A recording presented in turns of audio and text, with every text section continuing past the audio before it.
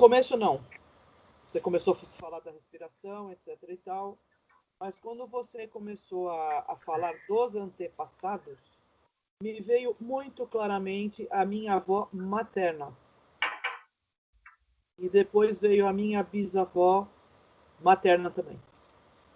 Mas quando veio a minha bisavó materna,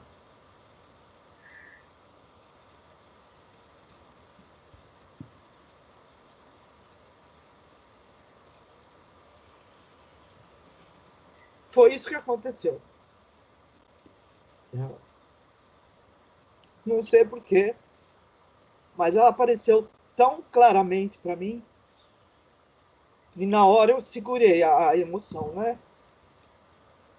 E depois que aconteceu, aí você foi levando, e depois apareceu minha bisavó, que eu tive muito pouco contato, né? Mas era uma gracinha também. E ocorreu uma coisa interessante, porque quando você começou a fazer a oração dos antepassados,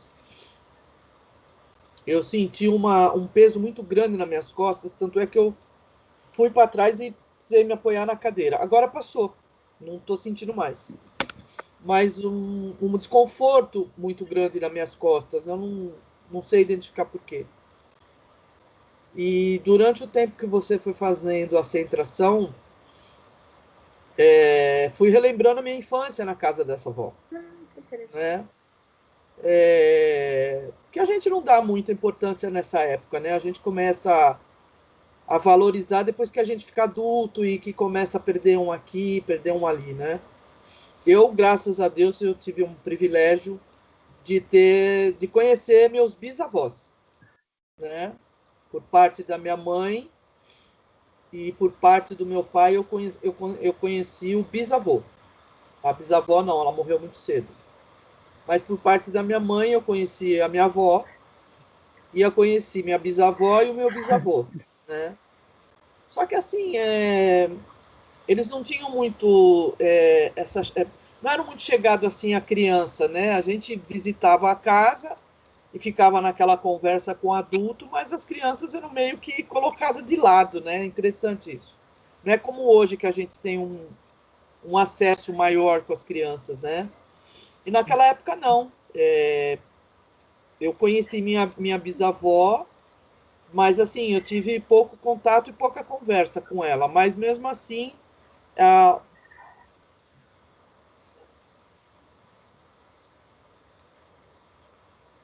engraçado, nunca senti isso que eu estou sentindo agora.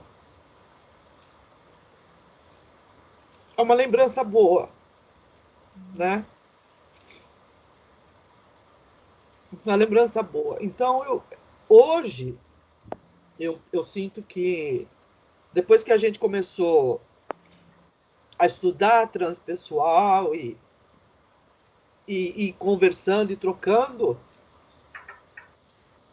eu me sinto que eu despertei para esse lado familiar, que eu não tinha isso, né? Na verdade, a gente vai levando a vida, né? Mas essa importância da família, dessa raiz que a gente tem, eu na verdade, estou reconhecendo hoje isso, né? A importância deles estarem aqui primeiro, deles ter dado a vida para gente, né? Os irmãos. Mas eu sei que eu tenho essa consciência. Se eu for levar isso para minha família, eles vão achar que eu estou delirando, né? Mas é interessante, é como se eu estivesse acordando de um sono. É interessante essa sensação. É como se, realmente, como se estivesse acordando de um sono e, peraí, pô, tem uma família aí que veio primeiro que eu e que merece todo o meu respeito, né? Principalmente por saber das raízes, né? Que são todos da Espanha, né? A minha família toda, eu tenho muito antecedente espanhol, né? E tem italiano também na família, parece que o meu pai fala que Minha bisavó, mãe do meu avô, era austríaca. Eu acho que é por isso que eu tenho essa tendência de pele muito clara, olho claro, né? Mas é interessante essa sensação de que eu tô acordando de um sonho e agora que eu estou percebendo a importância dessa raiz, né? Porque é uma raiz, né? A gente é uma continuidade dessa raiz toda que está aí, né? E não dá nem para fazer conta, porque se começar a fazer conta, você se perde, né? Você chega lá, talvez até no pé da cruz, né? Porque é muita gente que vem vindo, né? Muita gente. E outra, a gente precisa pensar também que nós somos reencarnações, né? Então eu acho que era isso que eu queria colocar para você. Esse despertamento hoje, né? Dessa consciência e da importância que todos esses que já foram, a importância que eles têm na vida da gente, mesmo depois de desencarnados, né? É isso.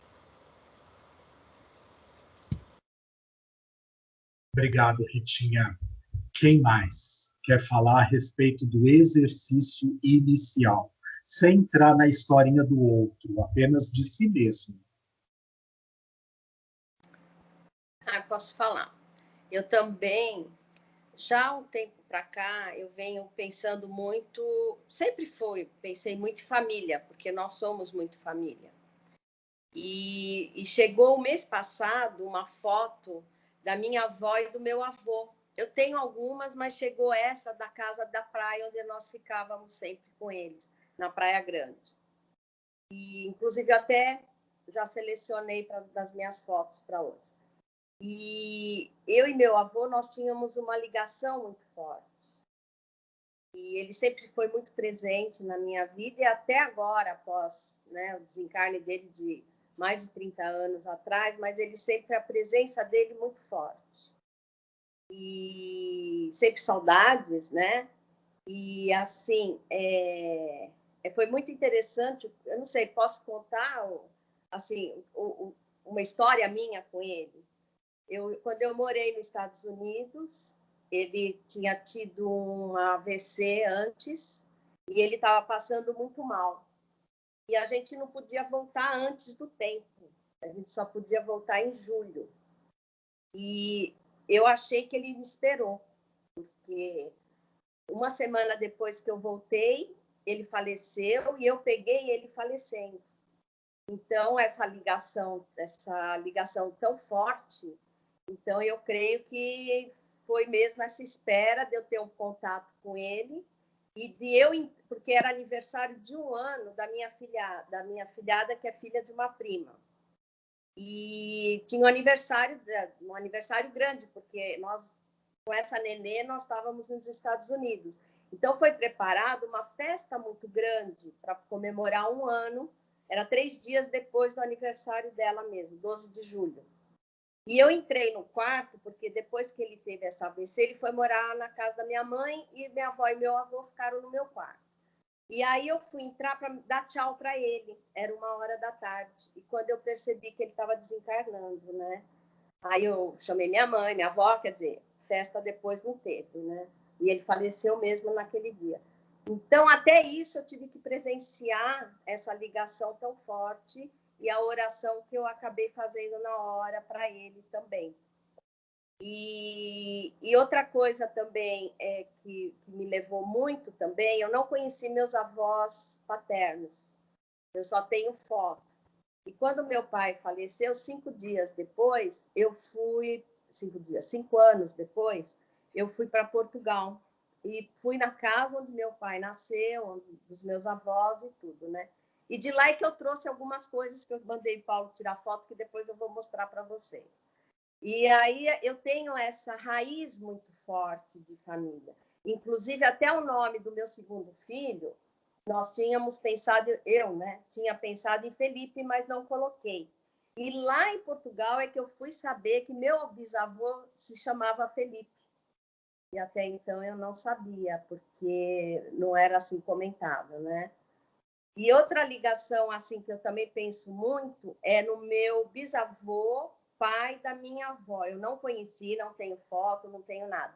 Só que ele morreu naquela pandemia da gripe espanhola. Então, foi muito marcado. E a minha família, a gente tem o hábito de contar muitas histórias de família. Então, eu sei muitas histórias das famílias, como eu conto para os meus filhos, né?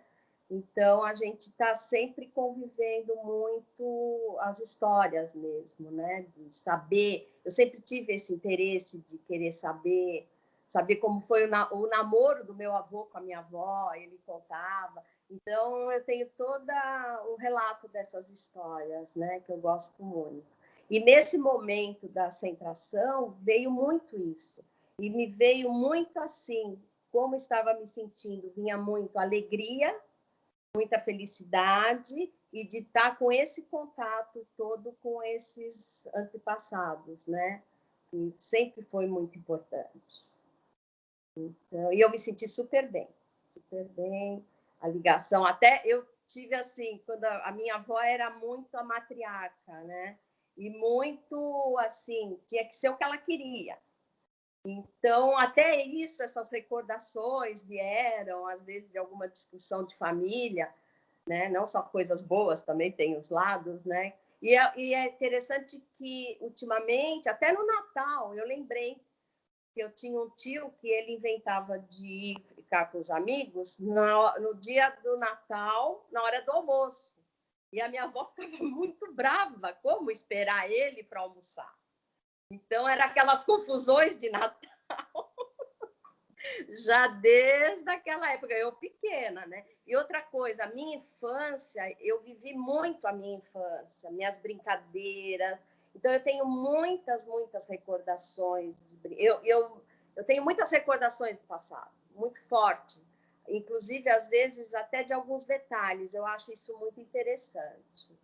Agora, tem uma coisa que eu quero falar, eu não sei se falaria agora, sobre a família, um sinal. Não sei se seria no momento agora para falar. Não, vamos esperar, não, então. Tá. Vamos esperar, mas você volta, depois a gente fala a respeito disso, tá? Uhum. Obrigado, Isilda. Uhum. Mas obrigada também. Nossa, foi ótimo. E eu sabia que hoje à tarde vai ser maravilhosa. Com certeza, já está sendo, tá? Né? Então, Vitor, eu tinha uma reunião hoje com os expositores às 5h30 da tarde. Não, você tinha. Eu vou dizer que eu não vou. Hoje eu não permito saída nenhuma antecipada. Não. Tá? Eu também não me permiti. Tá, que bom. Tá. Preciso de todos aqui hoje, tá? Não. Obrigado, Isilda.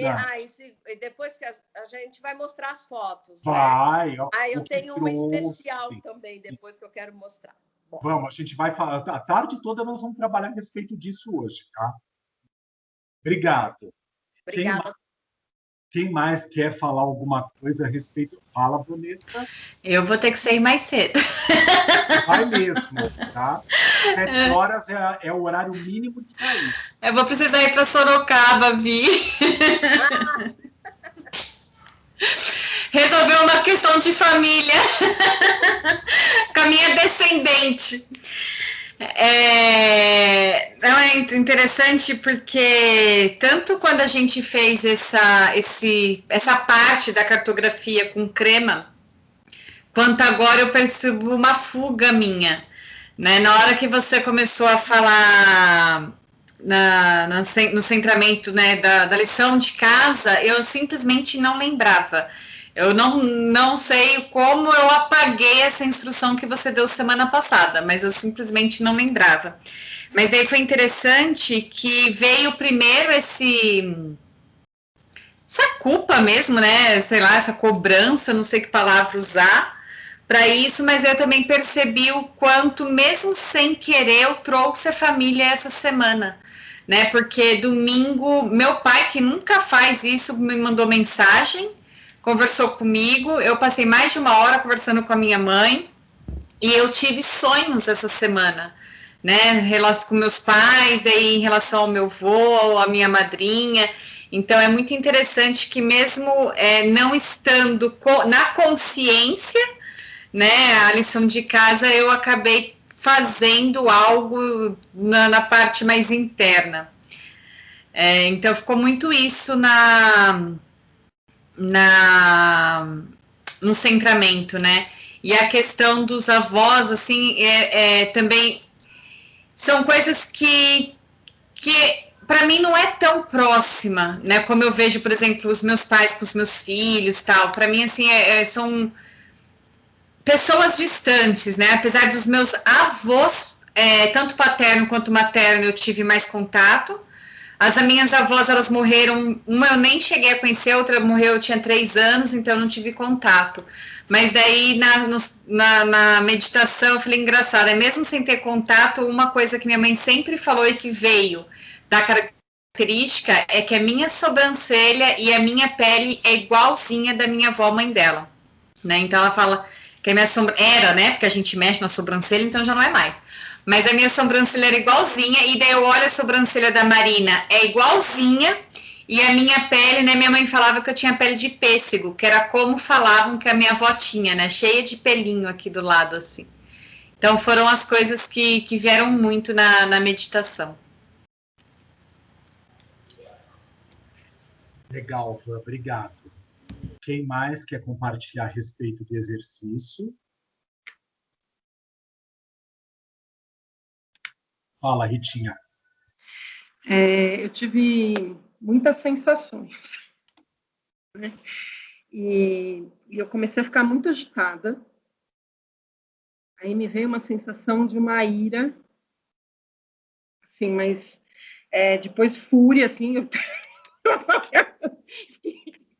pirando mesmo. A vontade era jogar o computador longe, tudo que estava na minha frente, que poderia estar, né? E daí foi acalmando isso e daí permaneceu uma agitação. Aí na oração, começou a oração, começou a ficar leve, sabe? Assim, começou a suavizar, eu comecei a serenar todas as sensações que eu estava tendo. Daí ficou só uma contrição no chakra cardíaco, assim, uma dorzinha ali, né? Mas é uma dor feliz, assim, não é uma dor de dor. É engraçado. Foi muito intenso, extremamente intenso. Eu me sentia me mexendo na cadeira pra caramba. Daqui a pouco o mosquito vai mandar ficar quieta. Eu não conseguia dominar aquilo, né? Assim, o corpo fazia, né? Então, achei... Mas foi bem intenso, foi muito interessante. Obrigada. Obrigado, Ritinha. Quem mais quer comentar alguma coisa a respeito do exercício? Fala, Silvia. Assim, Nunca mais chamarei de Maria. Fala, Silvia. Não, pode me chamar de Maria Silvia. Tá. Estar em treinamento essa semana. Então, dona Maria, não fique nervosa. Eu tinha vontade de pegar o pescoço dele e torcer. Se eu já estava, aí tinha que torcer mais ainda. Mas tudo bem. Assim, a lembrança dos meus... Porque, assim, eu sempre morei longe, né?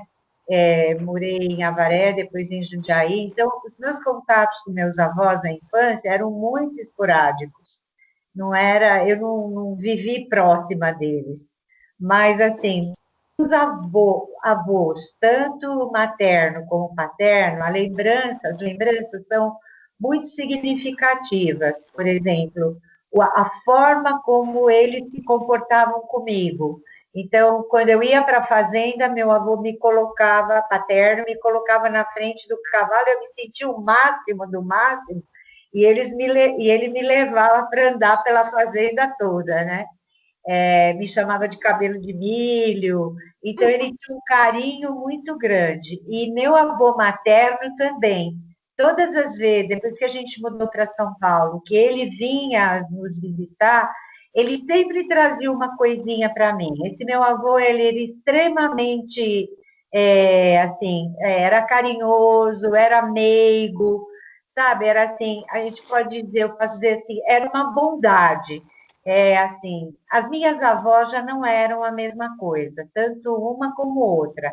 A materna era muito, eu a considerava, bruta, eu achava ela bruta, né? E eu não gostava dela, depois que eu fui crescendo, minha mãe falava algumas coisas dela, do comportamento dela com minha mãe, que eu tinha muita bronca dela, muita bronca, né? Eu falava, como é que uma pessoa pode agir assim, né, com o filho? Ela tinha os 2 filhos mais velhos prediletos, um que morreu, que era o primeiro, que morreu muito moço, e que era a luz da vida dela, e assim, e a seguinte, que é minha tia mais velha, que também era aquela com que ela se dava super bem. As outras, incluindo minha mãe, ela, sei lá, acho que o relacionamento, pelo que minha mãe conta, não era lá essas coisas, né? Minha mãe é que fazia os serviços da casa, às vezes, mais pesado, depois de voltar do trabalho, ou nos fins de semana, enfim. E eu tinha muita bronca dela, muita bronca. Mas, ao longo do tempo, eu fui fazendo um trabalho comigo, com relação a isso. E com relação a outra avó paterna com a qual eu sofri um acidente, eu fiquei como que a ovelha negra da família quando esse acidente ocorreu. Porque foi culpa sua, porque foi culpa sua, porque a avó quase morreu, aquelas histórias todas. Então, assim, e a minha avó, um pouco mais adiantada de idade, essa que eu sofri o acidente, ela começou a ficar mais próxima de mim. Ela não era muito próxima, nenhuma nem outra. Mas eu comecei a fazer um trabalho comigo no sentido de entendê-las, entender as duas, porque com os avós eu não tinha nada, mas com as avós, né, as minhas outras primas chegavam na casa onde ela morava com a minha tia. Ai, o que vocês querem comer? Não sei o quê. Eu chegava dali um pouco, ela não perguntava nada. Ah, você veio lá da cidade, você está com fome? Você não sei o quê? Não, ela não perguntava nada. E essa diferença é sentida pela pessoa, mesmo que você seja jovenzinho, claro, né? Não é bobo. E assim, então, eu comecei a fazer um trabalho de entendê-las e de perdoá-las, né? Eu conheci só o meu bisavô materno e ele me assustava muito, porque quando eu o conheci, ele já estava acamado, ele tinha um rosto muito duro, muito embrutecido, e aquele homem na cama, ele tinha, acho que agora a gente entende, Alzheimer, não era nem uma debilidade senil, era Alzheimer mesmo, ele dependia da minha avó para tudo, né? E assim, quando ele falava alguma coisa, aquilo me deixava assustada, né? Então, eu pouco entrava no quarto dele. Quando eu ia à casa da minha avó, pouco entrava no quarto dele. E meus pais, eu acho que eu não tenho o que falar. Da minha mãe biológica, eu já falei aqui. Para mim, ela é uma guerreira, é uma mulher muito forte, muito corajosa, com aquilo tudo que ela enfrentou. Então, eu não tenho o que falar. Eu sou grata pela eternidade dela ter me posto no mundo. Meus pais, eu não tenho nem o que falar deles, porque assim, a cada dia que passa, eu os amo muito mais, muito mais. Então, é assim, tanto um como o outro, tanto meu pai, de cada um eu peguei algumas características mesmo, né? A minha mãe é aquela mulher fortona, que vai, que isso, e os dois com muito caráter. Meu pai era mais calmo do que minha mãe.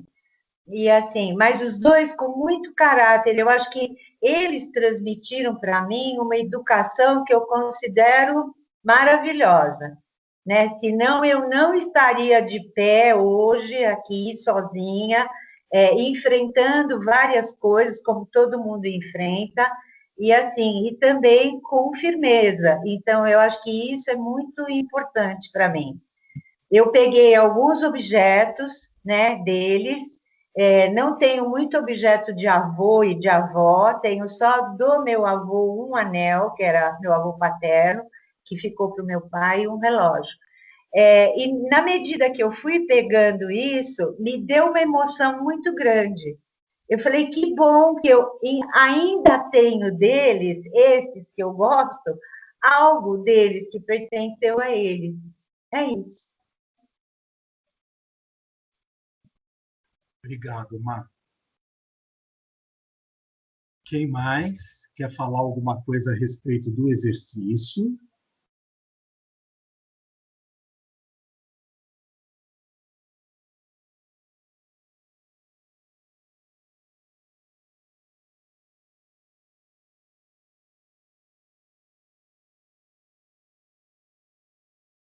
Tá. Gente, para a nossa tarde de hoje, houve um engano, né, na verdade, da minha parte, tá? O nosso grupo oficial, nosso encontro seria sábado da semana que vem. E aí eu lancei no final do nosso encontro sábado passado, quando estávamos terminando, de que hoje seria o nosso dia oficial do nosso grupo. E eu não respeitei ali a tabelinha que eu agora já tenho ela colada aqui no meu caderninho para não fazer mais essa besteira de novo.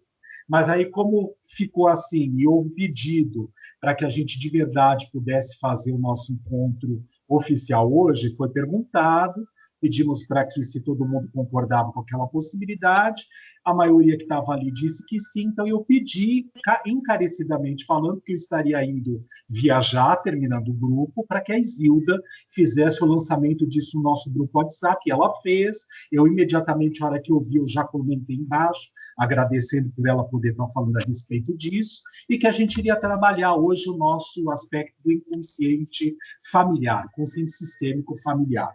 E aí, na semana que vem, nós já temos aquele filme que eu já passei para vocês o link, que eu fiz uma confusão lá do Soul, que não era, é um outro desenho animado, que já foi passado o link, mas se vocês perderam, eu passo de novo o link do filme. É um desenho animado para a gente poder trabalhar cinema transpessoal, que tem tudo a ver com tudo isso que a gente está falando, inclusive com os aspectos do inconsciente que a gente está estudando. Eu acho que ele veio em momento propício para que a gente possa casar essas coisas todas na hora que a gente está precisando. Antes de adentrar na questão específica do nosso tema, eu encerrei, porque isso não é meu, é do Bert Hellinger, né? Eu encerrei a nossa centração com a oração aos antepassados. E aí eu gostaria, depois eu vou passar para vocês, eu tenho ela aqui gravada, eu coloco ela, está disponível no YouTube e tal, mas como ela já está impressa, salva, bonitinha, eu coloco no nosso grupo, tanto lá no Facebook, como no nosso WhatsApp para quem quiser, tá? E assim, eu vou fazer a releitura dela para que a gente possa começar a trabalhar. Gratidão, queridos pais, avós e demais ancestrais, por terem tecido o meu caminho. Imensa gratidão pela imensidão dos seus sonhos, que de alguma forma são hoje a minha realidade. A partir deste momento e com muito amor, dou luz à tristeza que houve nas gerações passadas. Dou luz à raiva, às partidas prematuras, aos nomes não ditos, aos destinos trágicos. Dou luz à flecha que cortou caminhos e tornou a calçada mais fácil para cada um de nós. Dou luz à alegria. Dou luz às histórias repetidas várias e várias vezes. Dou luz ao não dito e a segredo e a cada segredo de família. Dou luz às histórias de violência e ruptura entre os casais, entre pais e filhos, entre irmãos. Que seja o tempo e o amor que volte a unir. Dou luz a todas as memórias de limitação, a todas as memórias de pobreza, a todas as crenças desestruturantes e negativas que permeiam o meu sistema familiar. Aqui agora, semeio uma nova esperança, a alegria, a união, a prosperidade, a entrega, o equilíbrio e a ousadia, a fé, a força, a superação, amor, amor e amor.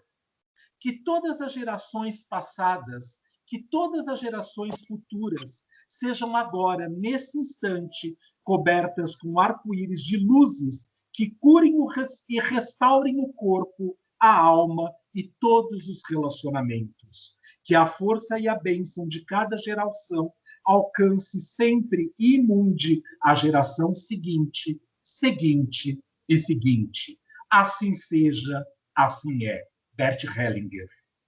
Então, eu queria começar o nosso trabalho da tarde de hoje, só um pouquinho, tá, Lu? Eu queria começar o nosso trabalho da tarde de hoje com essa questão para que a gente pudesse refletir um pouquinho. Eu tinha feito um pedido para vocês para que adentrassem em contato ou com as lembranças de memória, de pensamento, de sentimento, de emoção, ou com materiais que cada um tem aí nesse momento, para poder fazer contato com esse inconsciente familiar ou inconsciente sistêmico familiar, como o Roberto Crema coloca na cartografia do inconsciente, no seu capítulo que está falando do livro O Poder do Encontro. Lu, você quer comentar alguma coisa? Desculpe. Não, é só uma coisa, é muito bonito esse texto, mas esse texto não é dele. Ah, não é? Não. Ah, que bom, então vamos lá. Não. Que bom que a gente tem uma pessoa específica da área de formação e constelação familiar. Fala, Lu, você tem toda a autoridade para. Não, é assim, é que esse texto foi muito divulgado, tal, e a própria Hellinger se manifestou e falou que esse texto, apesar de muito bonito, não é do Bert. Então, assim, quando colocar, só não colocar o nome dele, porque não é dele. Tá. O Bert não tem esse estilo de pensamento. Ele não coloca as coisas assim. Lógico que ele compactuaria com tudo isso, mas ele não é dele. Esse texto já foi provado que não é dele. Então, eles pedem até para a gente, né? Não usar. Falar, não com o nome dele. Isso, sim, ele sim. é muito bonito, sim, é legal pra caramba, né, tal, mas não é dele, é só isso. Tá, que bom a gente poder ter a correção disso e com uma pessoa que está estudando, estuda com toda a profundidade a constelação familiar e o trabalho do Bert Hellinger. Obrigado, Lourdes, por corrigir a gente. Tá? Então, vamos retirar aí essa questão do texto, a oração aos antepassados, que, lamentavelmente, então não sabemos quem é o seu digno autor. Tudo bem. Quem é que quer começar a falar um pouquinho a respeito do nosso texto, o que chamou a atenção, esse que nós estudamos para hoje, e até pensando um pouco nos materiais que foi fazendo contato, sejam do inconsciente, do consciente, concretos ou não, que foi visitar, o que foi visitado por esses materiais para que a gente pudesse fazer associação com os nossos antepassados. Quem quer falar?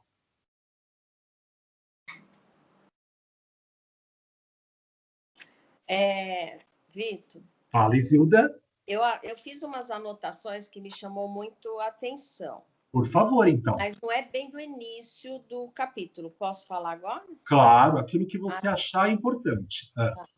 Eu achei muito interessante quando ele coloca que sempre a gente acaba trabalhando, né? Os instrumentos de cura. Então, ele coloca reconhecimento, perdão, arrependimento, reconciliação, agradecimento, compreensão e sujeição. Ele fala assim, a força maior da comunidade do destino, quer dizer, é do destino, né? Do nosso destino. E isso tudo vai levar ao amor, sempre o amor. E uma coisa que eu até coloquei, lindo para trabalharmos, na página 248, compreendê-la, quer dizer, compreender é uma sabedoria. Obedecer, continua dos instrumentos de trabalho, né? Compreender é uma sabedoria, obedecer é a humildade e transcender é cura. É no final do primeiro parágrafo, né? Uhum. Na 248 até tá. Sim. Bem no finalzinho ali do primeiro parágrafo. Depois ele fala assim, vá na direção da sua luz, colhe os frutos de suas ações, torne-se quem você é. Então, assim, por mais... Agora, esse torna-se quem você é. Porque, como a gente já vem falando de algumas reuniões de semanas passadas, né, que já faz tempo que a gente vem trabalhando, a esse tornar-se ser, né? Então, e ajuntando tudo isso que eu falei, no sentido do autoconhecimento mesmo, né? Então, E sempre a gente caminha, né? Do amor e para a cura, para a nossa cura, para o perdão, para essa compreensão. Começa tudo realmente por reconhecer algo que a gente passa, né? Ou alguma dificuldade. E depois vem sempre o perdão, o quanto nós precisamos trabalhar esse perdão, né? E mesmo tem aquela, eu lembrei até agora, sabe, aquela oração do perdão que também fala dos antepassados, é da Sechonoe, acho que vocês conhecem essa oração do perdão. Eu também acho ela muito linda, porque e já vai perdoando como é que eles falam? Agora eu esqueci, Vitor, O subconsciente? Não, a subpersonalidade. Isso, eu esqueci, subpersonalidade. Então, é muito interessante, porque muitas vezes a gente só fica no perdão do aqui e agora, de situações do aqui e agora, mas não. E a gente também está trazendo inconscientemente conosco coisas realmente que temos que perdoar do passado, né? Então, foi dessa parte foi o que me chamou muita atenção. Esses instrumentos que nós conhecemos e muitas vezes deixamos passar, né? Para trabalhar em tudo em nós, né? Nesse autoconhecimento. A gente podia pensar uma coisa que é assim, quer ver? Quando ele diz lá, vá em direção da luz, colha os frutos das suas ações e torne-se quem você é. O que ele está querendo dizer com isso? Torne-se quem você é. Por que na oração do perdão, né, que ele ensina a fazer única e exclusivamente só através dessa frase, você já estaria, de alguma forma, limpando esses aspectos que são importantes? Por que ele determina isso? Torne-se quem você é. Quem gostaria de falar a respeito? Vamos. Porque a gente repete os passos dos pais, né? Que é até uma coisa que ele coloca aqui, que são as lealdades invisíveis. Quando a gente fez também com creme, eu vou trazer porque eu acho que eu trabalhei bastante isso lá na época. Eu peguei muito essa parte, logo no início do capítulo, que o Jung fala que ele... Peraí. Volta, tá bom, volta. Não, eu quero ficar somente nessa frase. Tá bom. Vá na direção da luz, colha os frutos das suas ações, torne-se quem você é. Para quem é que ele está falando isso? Ele está falando para a gente. Não, mas para a gente, para falar para quem? Para falar para quem? Para nós mesmos. Não é para nós mesmos.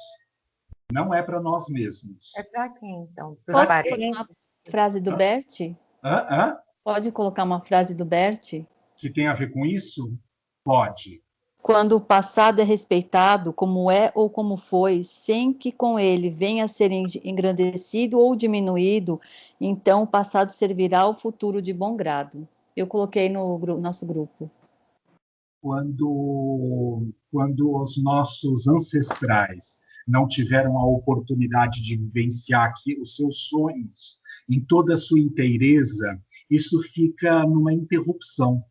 Dependendo do estado de consciência que são desencarnados, eles vão levar essas características, como nós mesmos, nas antigas desencarnações nossas. Vão levar essas situações. Isso fica em marca, em germe, no gene informativo.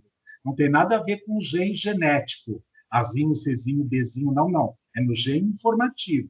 E essas características são passadas para as futuras gerações.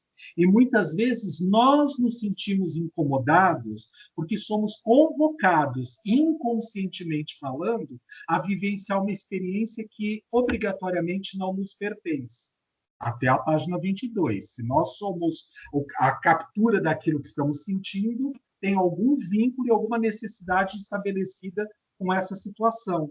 Mas não é porque o meu avô não conseguiu constelar a oportunidade de exercer a medicina que, obrigatoriamente, eu tenho que me tornar médico. Mas eu posso sentir isso no meu chamado inconsciente, porque ele ainda está procurando a própria luz, ele não encontrou a própria luz. E aí eu sou forçado, entre aspas, pelos aspectos do inconsciente coletivo, e do inconsciente familiar a manifestar, por exemplo, essa estrutura. Então, quando ele está dizendo, vá, colha os frutos das suas próprias ações e torne-se quem você não deposite em cima de cada um de nós, das gerações as quais vieram como consequência da sua, essa necessidade de ter que cumprir aquilo que não pertence obrigatoriamente a cada um de nós. Ele está falando para os nossos antepassados. É para nós fazermos esta afirmação em relação aos nossos antepassados.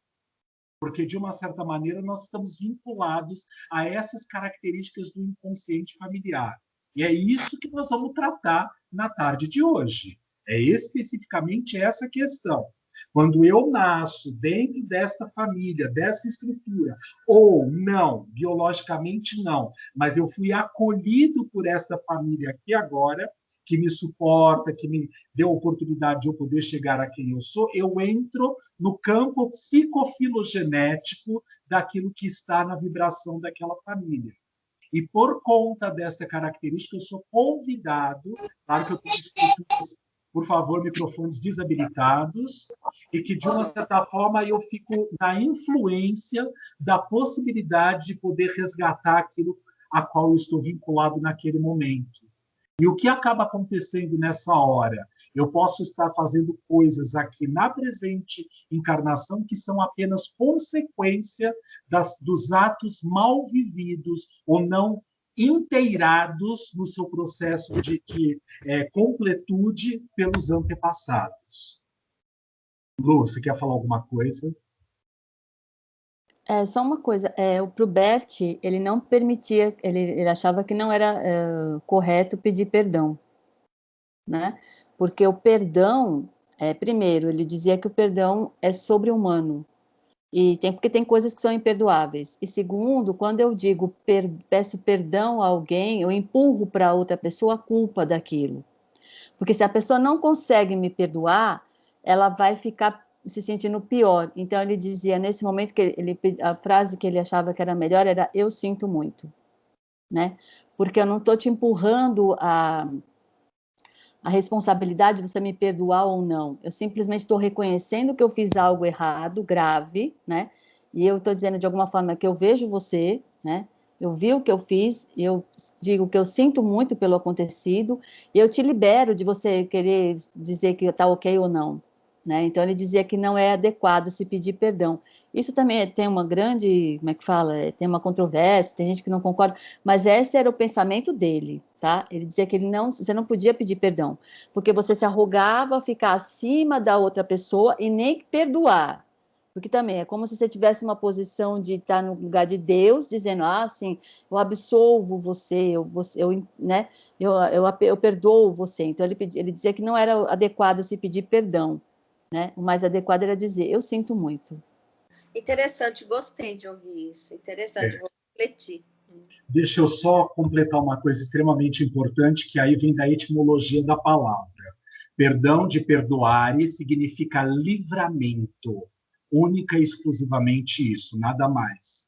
Então, quando eu entro em contato com a possibilidade de que eu me liberto das ofensas ou não, as quais eu depositei a energia emocional, de que gostei ou que fiquei magoado, de que trouxe para mim como positivo ou negativo, eu estou libertando a carga energética e emocional que está depositada acima de mim. É único e exclusivamente isso. Sim, Tudo sim, bem? mas mesmo colocando nesse ponto, se eu faço isso para alguém, eu liberto alguém, eu também... Não é alguém, sou eu mesmo. Sim, isso, então, mas assim, quando ele falava com uma questão de outrem, né, de outra pessoa, é que não se pede perdão para ninguém, para o outro, ou se perdoa. Agora, conosco, ok. Aí não é essa questão que ele coloca. Ele coloca só a questão de pedir perdão para, né, fatos passados, ou perdoar os meus ancestrais, e dizia que isso era um absurdo, né? Porque nós somos pequenos em relação a... Não importa o que eles tenham feito. Mas meu pai, sei lá, foi o Hitler. Não é da nossa... Ele dizia que Hitler também estava sobre outras forças.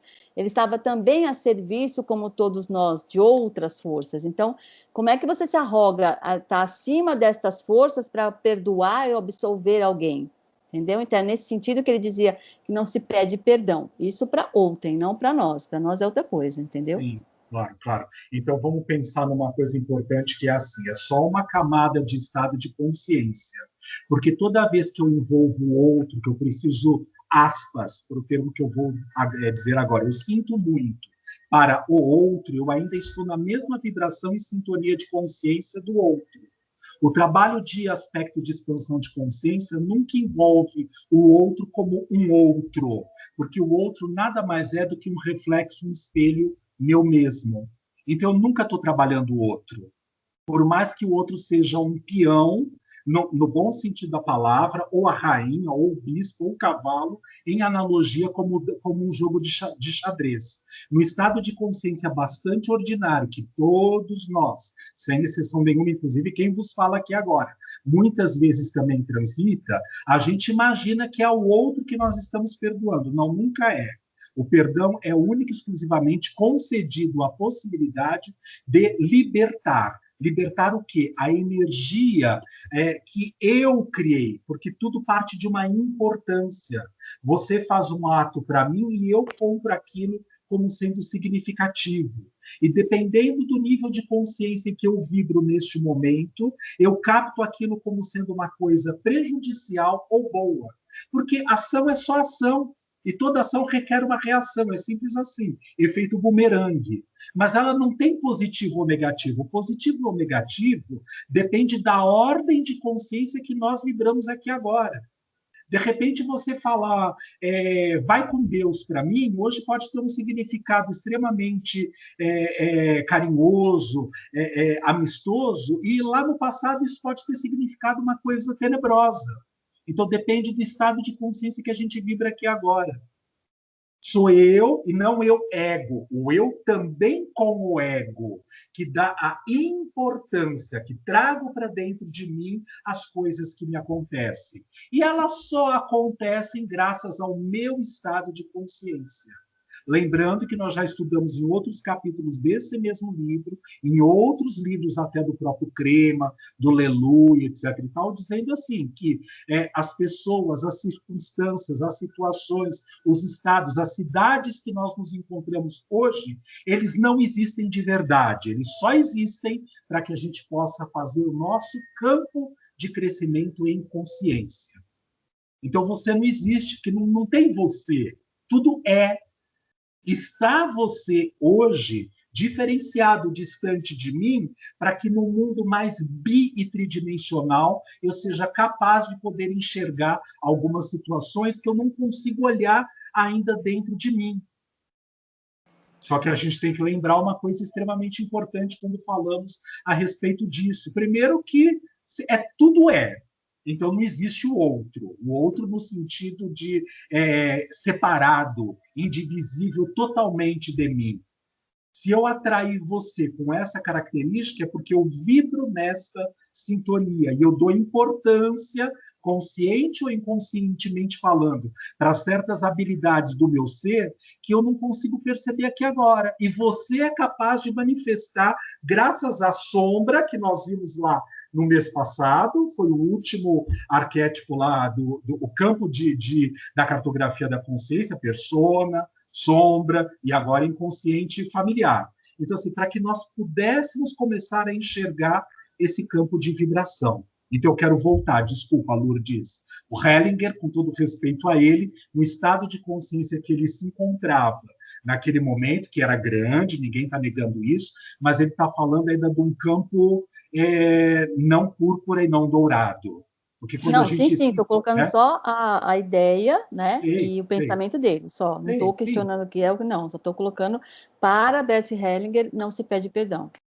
Sim, mas eu só quero acrescentar porque nós não somos hellingerianos, vamos dizer assim, teoricamente falando. A gente está dentro do campo diferenciado da psicologia que acolhe esta ferramenta também da constelação familiar e que tem lá um precursor, tem um estudo, ninguém está negando nada disso. Mas vamos com a base da consciência, que é a nossa estrutura. Depende do estado de consciência que eu me encontro, eu projeto no outro aquilo que eu não consigo reconhecer em mim. E aí, na minha fantasia, no meu ego, eu imagino que eu preciso do perdão do outro. O que concordo plenamente com aquilo que você acabou de afirmar na frase do Hellinger, que assim não tem condições egóicas, né, para poder fazer esse pedido de perdão. Mas eu quero voltar. A gente está limpando única e exclusivamente o nosso campo de consciência. É perdão em mim mesmo, para mim mesmo.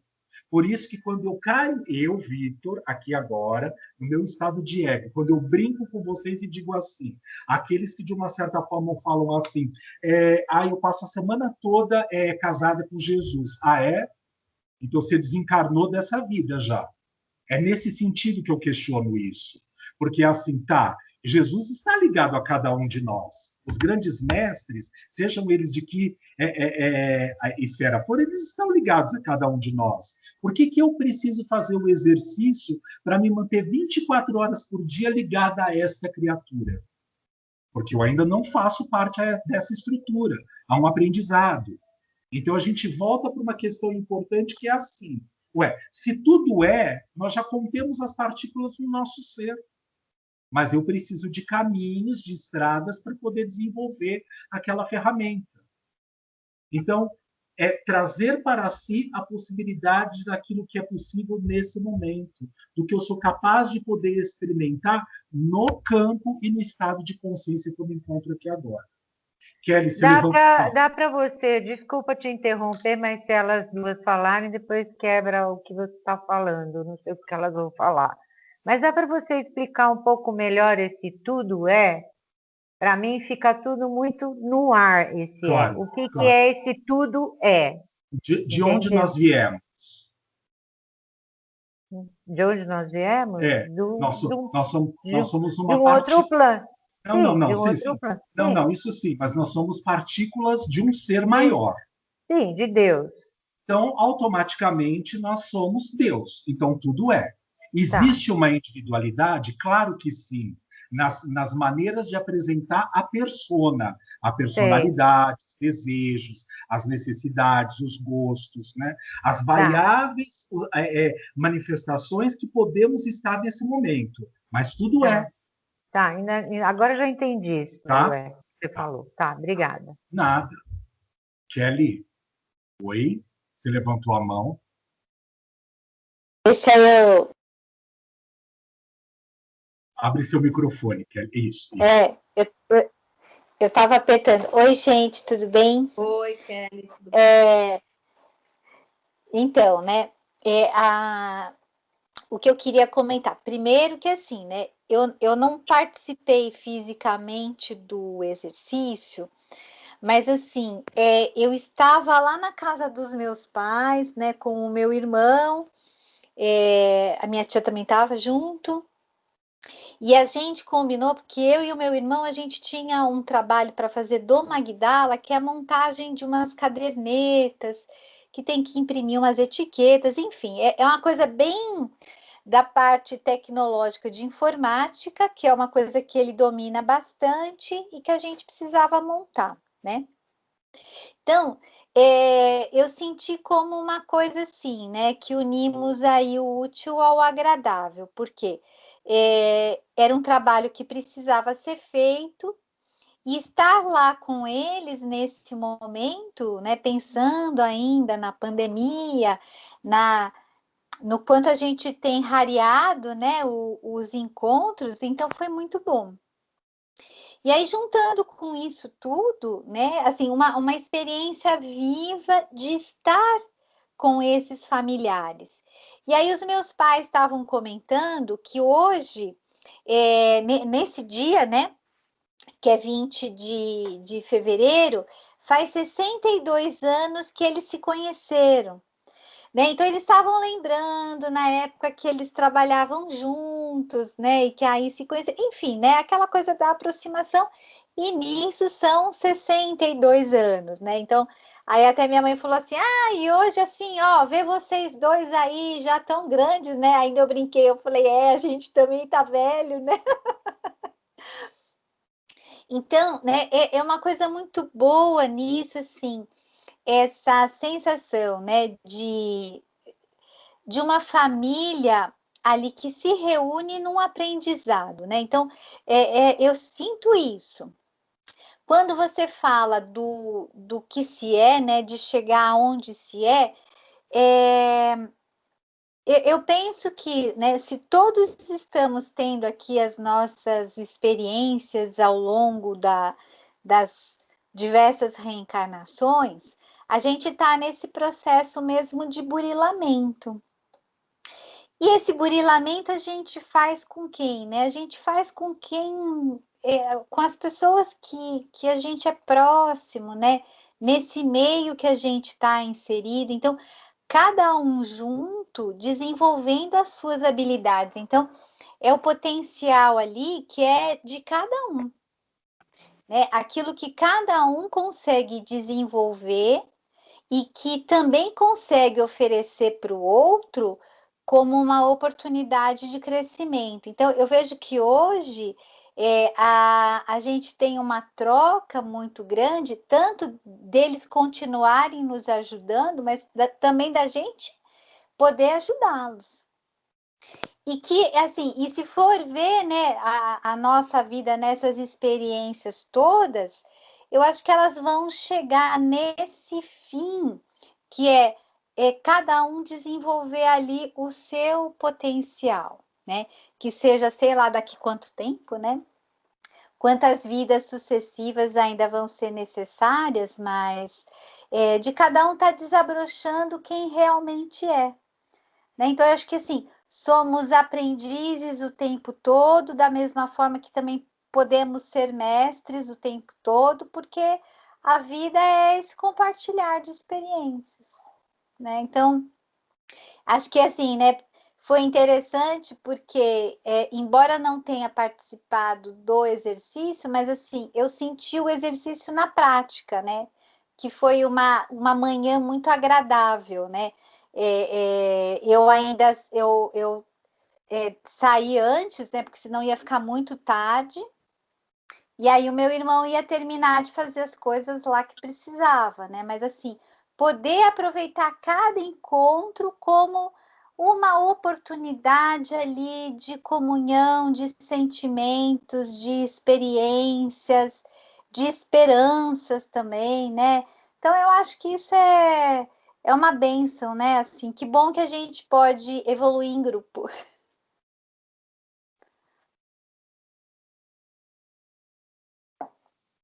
Então Quem é isso. mais? Legal, legal, Kelly, obrigado. Quem mais? Do texto, gente.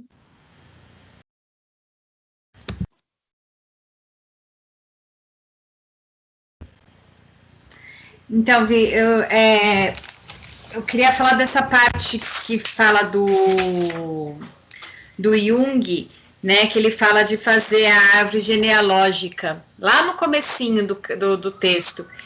E da vez que a gente fez com crema, eu fui um pouco atrás disso, né, e foi muito interessante, porque, assim, eu acreditava que sabia, não tudo, mas sabia muito sobre meus avós. Sobre os meus bisavós, nem meus pais sabem, é uma coisa muito distante, assim, a gente, diziam que era assim, era assado e tal.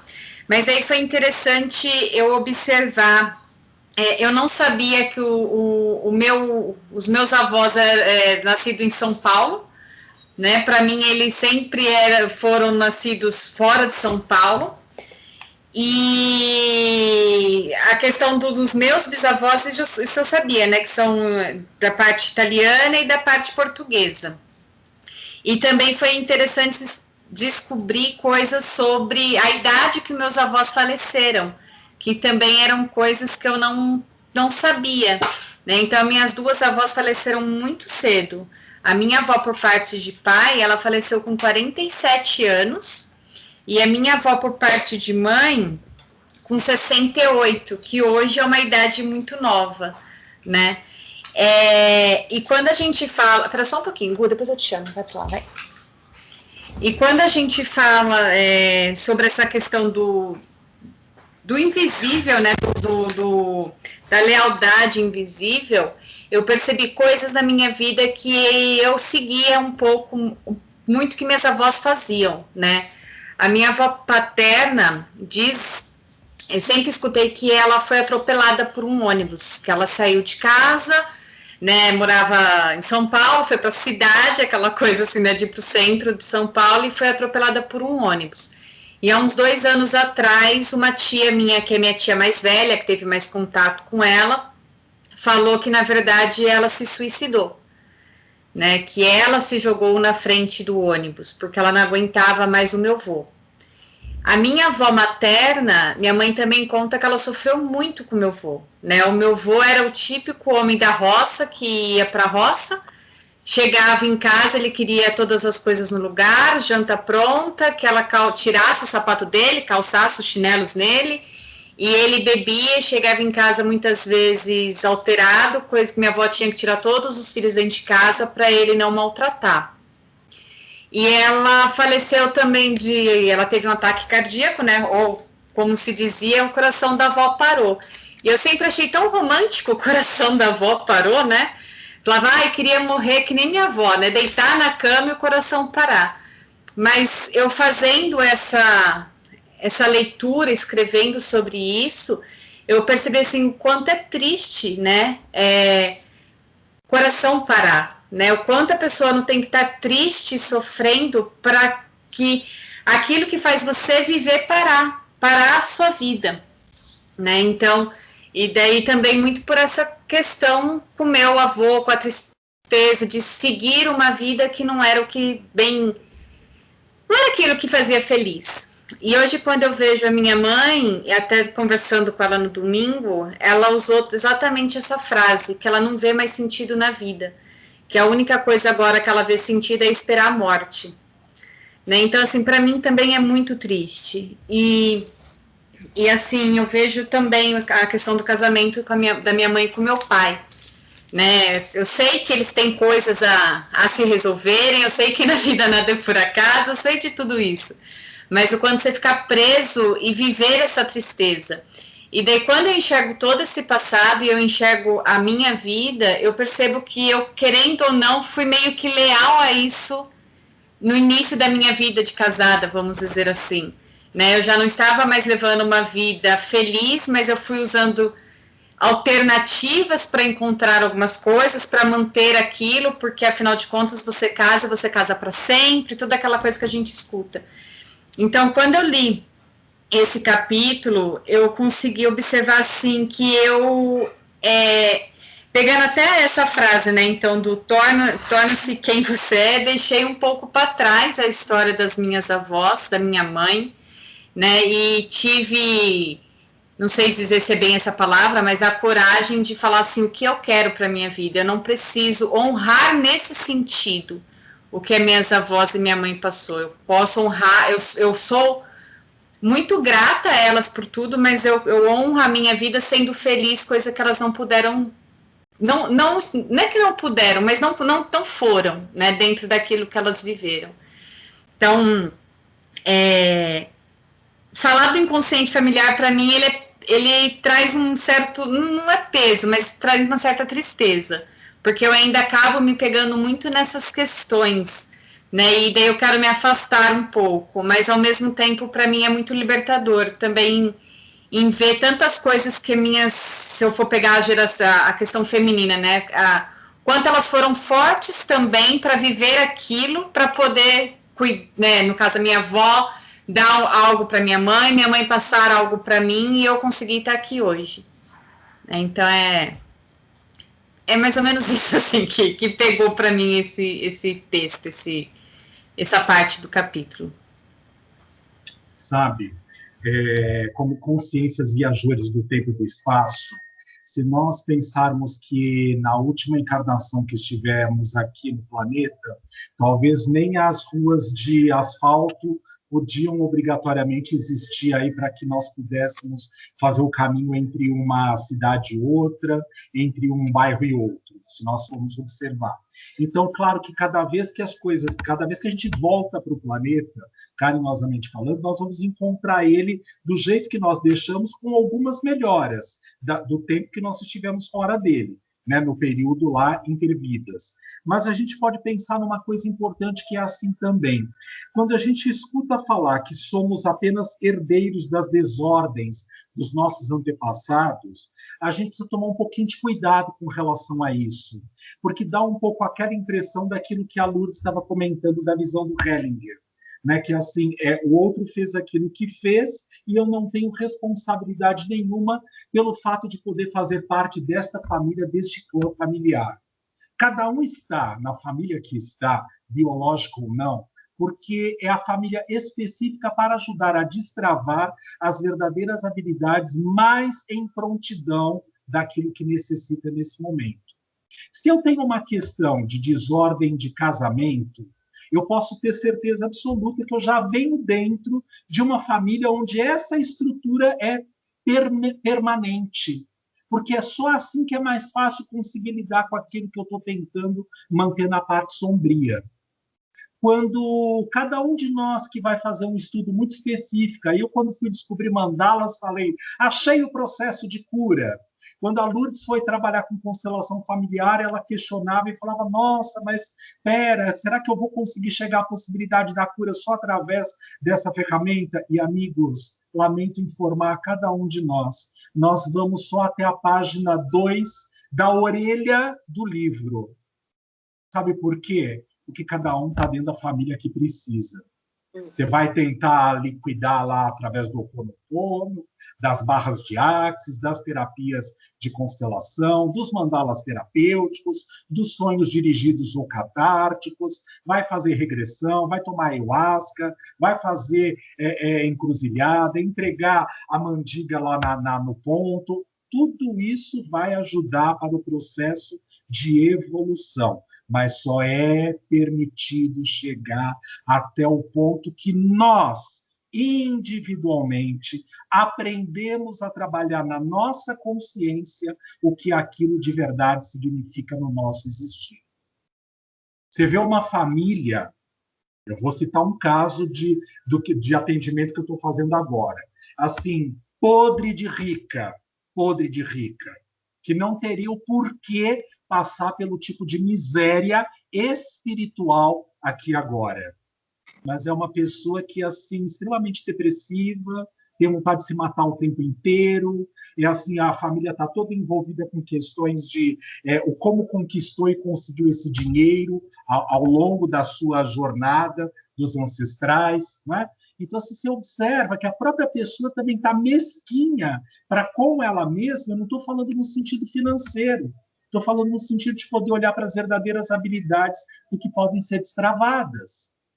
Então, quando a gente observa que nós não estamos trafegando de tráfego, ok? Dentro da família, da estrutura, à toa, não dá para simplesmente dizer que, ok, eu vou sim trabalhar o inconsciente familiar e isto é a mágica que vai resolver a minha vida. Vai ajudar você, ajuda os ancestrais, ajuda aqueles que ainda podem não ter evoluído, estarem presos na egrégora dessa estrutura, e eles, então, não foram lá ser responsáveis pelas suas ações e para que eles pudessem, de verdade, como diz a frase, tornar-se quem você é, que era disso que nós estávamos falando. Então, sim, nós temos um aspecto de trabalho nosso para conosco mesmo, para com o outro, para este clã onde nós estamos inseridos, e não adianta querer pegar a malinha e viver a sua vida lá no meio do deserto do Saara, porque não fez a sua lição de casa. A sua lição de casa é, mesmo distante do núcleo familiar, aprender a trabalhar as características que incomodam, que estão aí, que mexem com cada um de nós, porque eu também estou inserido nisso. Não estou apontando o dedo para ninguém, estou falando de mim também. Então, assim, nestas estruturas, para que de verdade nós possamos nos libertar destas amarras que nos prendem no aspecto sombrio dito do inconsciente familiar. Às vezes, a nossa grande preocupação, e até porque há um desejo de querer ascender a outros campos de níveis de consciência, a gente acha que a pílula mágica vai resolver o problema. Que basta eu fazer essa oração, que já dissemos que não é do Bert Hellinger, que é assim, graças à presença da Lourdes, né? Mas assim, só fazer essa oração eu, de uma certa forma, libertei todos os meus antepassados e a mim. Vai continuar fazendo a oração, aprendeu o que precisa de verdade com aquela estrutura para o seu eixo do aqui e agora. Se não tiver o aprendizado, não tem problema nenhum. Tem próximas encarnações que podem ser, de novo, reestruturadas neste grupo de outros formatos, agora você como avó, como tia, como mãe, como esposa, como enteado, etc. e tal, para poder, de alguma maneira, amparar estas arestas que não tem nada a ver com o outro. É comigo mesmo consciência projetada no outro, porque o outro é extensão minha, como eu sou extensão do outro. Parece louco, né? Então dá para entender, carinhosamente falando, que não há fórmulas mágicas. Que, claro, com certeza absoluta, quando eu estou na prontidão de uma necessidade de uma terapia de constelação familiar, é essa que vai me trazer as ferramentas que eu preciso no meu estado de evolução, junto com um terapeuta habilitado nesta área, tudo bem? Para poder trabalhar esse campo da consciência minha e núcleo familiar e ancestrais onde eu estou envolvido. Quando eu estou com uma dor física, a gente vai procurar lá o médico especializado daquela área para poder ajudar a resolver o processo, não é? Então, mas se eu não for trabalhar a consciência, a dor ela pode ser acalmada, acalentada naquele momento, mas ela vai voltar lá na frente de uma outra forma, porque a consciência não foi mexida.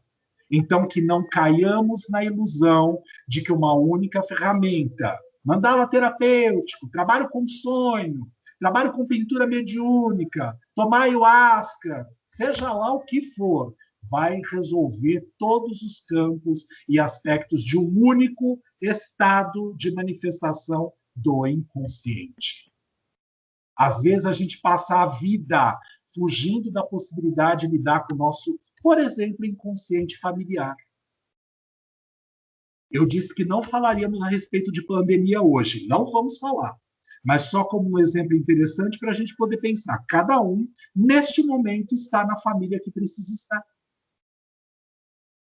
É o marido que não gosta, é a filha que é um saco, é a irmã que é viciada em droga, é o outro que não sei o quê. Cada um está na função que precisa estar.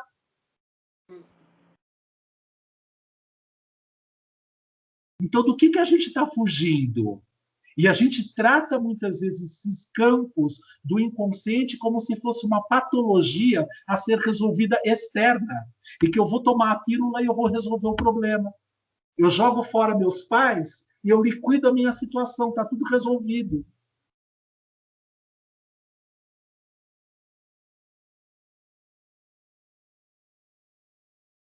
Se a gente não observar essas características, até na tentativa de fazer o contrário daquilo que está no eixo psicoenergético, filoenergético do nosso ser. Então, as famílias eram estruturadas desse jeito. Ah, tá bom. Eu vou dar o meu exemplo, o meu, tudo bem? Eu não sei, não vou falar lá dos antepassados. Então, o meu exemplo. Eu sou o primeiro gay na família, ótimo. Então eu vou ter uma relação homoafetiva. Não tem nenhum outro que eu saiba na história. Mentira, porque tenho primos, etc. e tal. Mas fazendo de conta. Ah, então eu vou criar um caminho diferente. Eu vou abrir uma brecha para um caminho diferente daquilo que estava acostumado na tradição daquela família. Só por isso eu acho que eu resolvi o problema.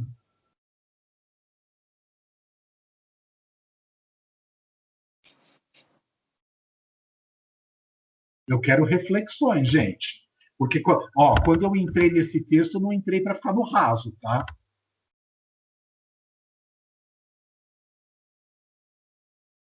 Vamos, reflexões. Quem vai falar? Ou eu posso chamar? Fala, Isilda, queria te ouvir. Mas eu já falei bastante hoje. Então, Mas essa é a questão do que a gente está tratando agora. É interessante, isso me fez pensar, por exemplo, o meu pai estudou para padre. Não sei se entraria nessa questão. Bom, E aí, eu até então não sabia e fui estudar no colégio. É uma família muito religiosa. Tive tia freira, tive tio padre. E eu sou muito religiosa também, vamos dizer assim. E aí, quando eu estudava no colégio de freira, eu amava as freiras. E eu falava que ia ser freira. Então, é uma coisa que vem, né? Gerações. Mas aí, entrei na adolescência, me despertou, conheci os rapazes, tal, me despertou outro caminho. Então, aí, eu fui para o meu caminho de eu ser eu, e não pelo que estava constituída a família. E isso me fez lembrar também que uma vez conversando com o meu pai, eu falei assim para ele: que bom que você deixou de ser padre, veio para o Brasil para eu nascer. Sabe? É o que eu refleti nesse momento, assim, sabe? Então, a gente percebe realmente todas essas ligações, esse inconsciente familiar muito constante, né? A freira fazia pregações, trabalhos caritativos dentro lá do local onde ela poderia ficar enclausurada ou na cidade, teoricamente falando, onde ela estivesse envolvida. Você tem uma casa religiosa onde você faz pregação, onde você vai lá e escuta as pessoas que chegam com dores. É um papel de freira, Sim, só que numa outra filosofia. Sim. Então, a gente não saiu da condição filogenética da nossa família. Sim, sim. Só que aí eu me descobri que eu queria não só ser nessa linha, eu queria ter filhos, ter casamento, ter uma família, construir uma família. Inclusive, eu, quando tinha 16, 17 anos, acho que eu fui dar catecismo para as crianças. Eu ia lá para a Vila Prel dar catecismo para as crianças, né? Mas, então, acabei desviando, não sei, não, desviando não, porque eu acabei sendo e trabalhando, mas me complementando mesmo em outras atividades. Os terapeutas do deserto eram sacerdotes. Nós, de uma certa forma, como terapeutas, fazemos muitas vezes o papel do que um padre, do que uma freira, do que um cristão, do que um pregador de qualquer filosofia de tradição, lá numa cidadezinha pequenininha, é capaz de poder fazer com aquele que bate na porta dele. Sim, eu segui também isso, pensando o meu trabalho na Seara. É um trabalho de estar também entrando em contato em ajudar o outro, certo? Então, quantas freiras, de uma certa forma, não fizeram esse trabalho? Quantos padres? E freiras e padres, que a gente está falando da tradição católica. A gente poderia pensar em qualquer outra tradição, até porque no começo lá do nosso cinema transpessoal, a gente viu algumas tradições. Não todas, mas algumas. O judaísmo, o budismo, um pouquinho do cristianismo, alguma coisa do espiritismo. Sim. Que mais? Tá bom, mas no contraponto disso que a Isilda falou, que o pai queria ser sacerdote, tá? Assim, na minha família não tinha ninguém queria ser sacerdote, né? Eu estudei em colégio de freira também. E assim, eu era fascinada pelas freiras. Eu saía do meu colégio e tinha as carmelitas ali perto do meu colégio. Eu quase sempre estava lá conversando com as carmelitas através daquele negocinho que elas me davam um santinho. Acho que elas falavam: essa menina só vem aqui encher a paciência. Eu ficava lá, achava lindo aqueles, sabe, aquela vestimenta, aquele chapéu que as freiras usavam. E na minha família não tinha ninguém tinha essa tendência a querer ser sacerdote. Mas então, eles já eram espíritas? Os meus pais já eram espíritas. Tá. Uhum. Os meus pais já eram espíritas. Então, se a gente pensar que eu vim para essa família exatamente para isso... Pode ser. para transformar o catolicismo num grau diferenciado. Claro que não vamos resumir. Mas meus pais não eram católicos fanáticos também. Eles também não eram, quando eles eram católicos antes de se casarem, eles não eram fanáticos. De toda hora estar lá na igreja, de toda hora estar conversando com o padre. Apesar de que meu pai fazia um trabalho assistencial em Avaré para o padre, do orfanato do padre, mas já era espírita também. Então, não, minto. Meu pai mais atrelado à igreja, agora é que eu lembrei. Meu pai foi irmão Mariano, aquele que carrega lá aquelas coisas e tal. Tá. Mas, assim, fico aqui pensando, quer dizer, da onde é que trouxe desse inconsciente familiar? Não sei. Então, eles tinham essa estrutura de um jeito como eles eram, e eu, Maria Silvia, cheguei nessa família já com essas tendências. E eu vou dando luz, constelando a possibilidade de poder vivenciar, experimentar isso no meu crescimento. Em algum momento, até pelas minhas escolhas, eles também foram convidados e levados para essa estrutura, dita religare. Tudo bem que não obrigatoriamente precisa ser praticante direto, mas eles, até pelo fato de eu ter estudado esse caminho, ter me dirigido. Travou, o Vitor só. Travou o Vitor. Pensei que tivesse travado aqui para mim só. Não. Maria Silva, você falou, eu não peguei, você falou alguma coisa da parte do seu pai biológico? Não, falei da parte do meu pai adotivo. Eu não conheci meu pai biológico, eu nem sei quem é. Tá. Eu só sei que é um homem com quem a minha mãe biológica se relacionou. Pressupõe-se, tá? A minha mãe, Nair, adotiva, pressupunha, pelo que a biológica falou para ela, que ele era casado, o pai biológico, entendeu? Que ele era casado.